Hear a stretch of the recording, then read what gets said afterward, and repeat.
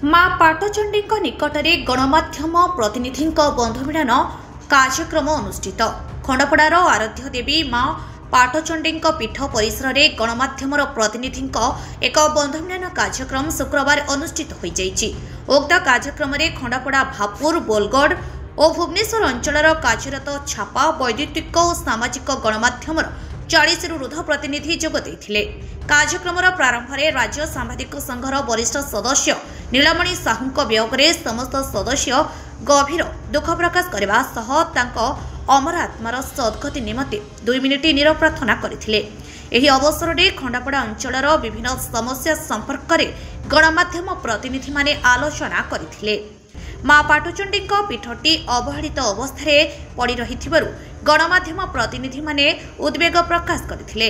एहार मूल लक्ष्य हेउची परस्पर मध्य संपर्क स्थापन करने सहित समस्तक मध्य एक भाईचारा सृष्टि करने और सांबादिक एकता को बजाय रखा।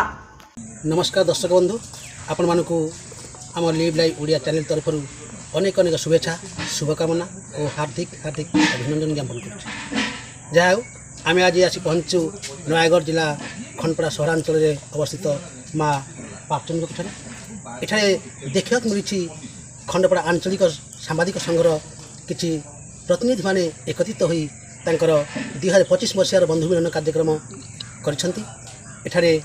अनेक किसी गणमाध्यम प्रतिनिधि भाई माने उपस्थित अच्छा आसतु सहित सीधा सड़क आम आलोचना करवा। चैनल तरफ स्वागत कर आज 2025 मसीहा जो गणमाध्यम बंधुमिलन कार्यक्रम चलती कौन कह गणमाध्यम प्रतिनिधि जो बंधुमिलन कार्यक्रम आज माँ पाटचंडी पीठ परिसर में अनुष्ठित है। आमर मुख्य कार्यक्रम है जो मैंने सांबादिकता वृत्ति अच्छा भितर गोटे भाईचारा भाव सृष्टि करवा एकता बजाय रखा। से प्रति वर्ष 2टी पर्व आम पालन करूँ। गोटे है आज नववर्ष बंधुमिलन जोटा को एवं आम कहूँ गणमाध्यम प्रतिनिधि बंधुमिलन कार्यक्रम आ गोटे शारदीय बंधुमिलन कार्यक्रम।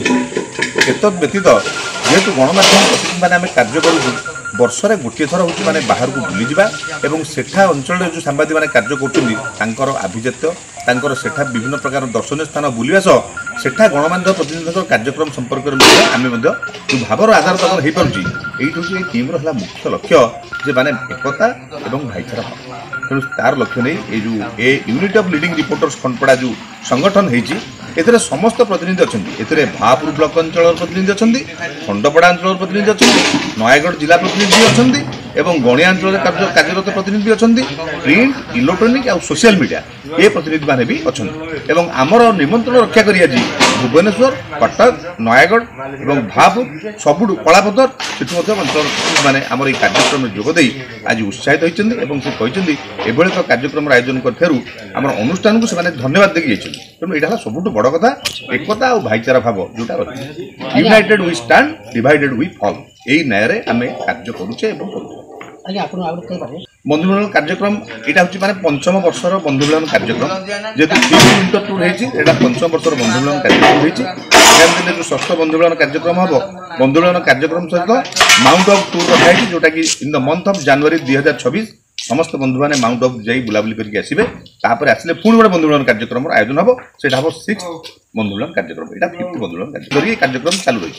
ए संघर मुझे नुहे किंतु मुख्य उद्देश्य भाव सब प्रकार कार्यक्रम करा समस्त बंधु मान भी सहयोग रही समस्त बंधु मान सहयोग ये कार्यक्रम आगे बढ़ुची और ये कार्यक्रम बेलुकला हो संगठन सुदृढ़ हो देखा जाए आजिकार बंधुमिलन कार्यक्रम प्रायतः 40 ରୁ 50 भितर 40 ରୁ 42 जन आज सांबादिक प्राय आसते से सब वरिष्ठ सांबादिक अच्छा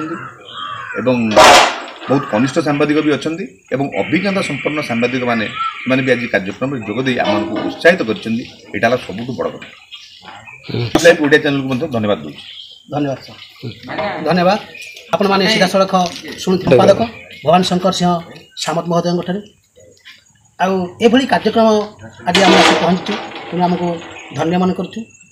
आमती किसी सांबादिक बंधु अच्छा आसतु किसी तरफ स्वागत करुँ।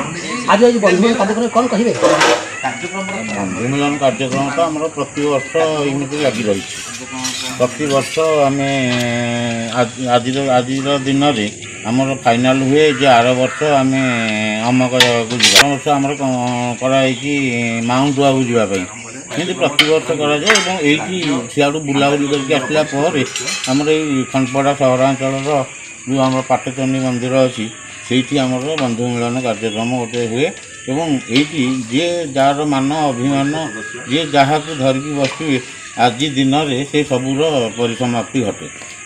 ତେଣୁକରି ଏଇଟା ବନ୍ଧୁ ମିଳନର ଏଇଟା ଗୋଟେ ମୁଖ୍ୟ ଉଦ୍ଦେଶ୍ୟ ଆମ ଭିତରେ କୌଣସି ଯେମିତି ଆବିଳତା ରହିବନି କି କାହା ପ୍ରତି କାହାର ହୀନମାନ୍ୟତା ରହିବନି। ଏଇ ଚିନ୍ତାଧାରାକୁ ନେଇକି ଆମର ଯେଉଁ ଭବାନୀ ଶଙ୍କର ସିଂ ସାମନ୍ତ ଆମର ଯେଉଁ ବାବିଣା ସିଏ ଏଇ ଇଏଟା କରିଛନ୍ତି ପରିକଳ୍ପନାଟା ସିଏ ହିଁ କରିଛନ୍ତି। ଧନ୍ୟବାଦ। ଆପଣମାନେ ଶୁଣୁଥିଲେ ଆଜି ଆମର ଗଣମାଧ୍ୟମର ପ୍ରତିନିଧିଙ୍କ ଠାରୁ ଏସବୁ ମତାମତ। ଖଣ୍ଡପଡ଼ାରୁ ସଦାଶିବ ପାତ୍ରଙ୍କ ରିପୋର୍ଟ, ଲିଭ୍ ଲାଇଭ୍।